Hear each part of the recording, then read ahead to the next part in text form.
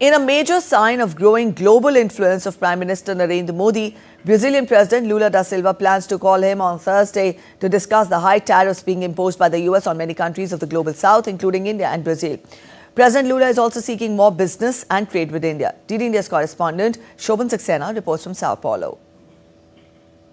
Brazil faces 50% tariff on its exports to the US. President Lula da Silva of Brazil is refusing to call US President Donald Trump to discuss the issue. Instead, the Brazilian leader has said he is looking forward to enhancing trade relations with countries like India.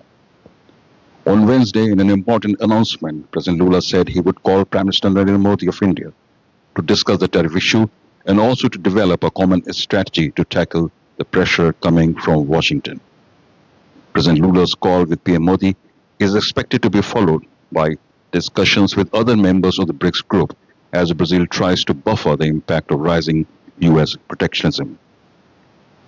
The Brazilian leader enjoys a great personal chemistry with the Indian Prime Minister, who has visited Brazil twice in recent times, for the G20 summit in November 2024 and for the BRICS meeting in July this year.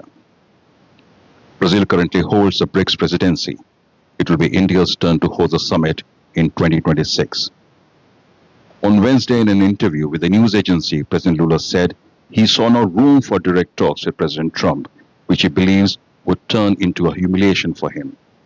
He also said that the President of the United States trying to dictate rules for a sovereign country like Brazil is unacceptable to him. On the other hand, President Lula is quite optimistic about close relations with India.